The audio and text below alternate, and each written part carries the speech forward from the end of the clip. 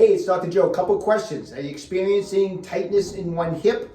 Maybe on the side that it's tight? Are you having trouble activating your glutes? Well, if you answered yes to those questions, you may have restriction in the muscle known as the tensor fascia lata, or what's commonly referred to as a TFL. It originates off the outer lip of the anterior iliac crest and the anterior superior iliac spine. It turns into the IT band, the iliotibial band, as it goes down the leg and then crosses the knee joint and inserts onto the lateral condyle of the tibia. The primary function of the TFL is hip flexion with abduction, hip abduction, and hip medial rotation.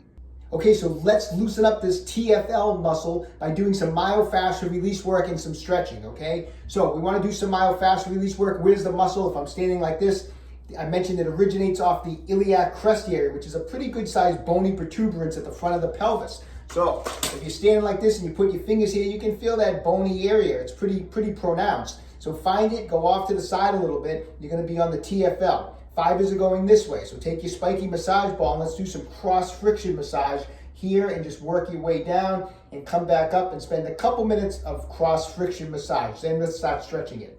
Okay, let's stretch the left TFL. Get up against the wall, put your hand here. Take the left leg, cross it over the right leg.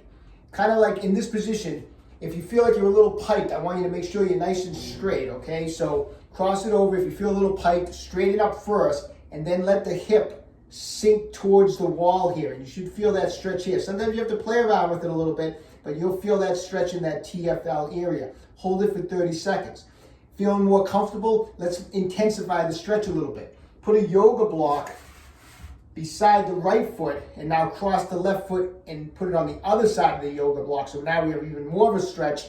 And now once again, let that hip drop into the wall and hold this for 30 seconds.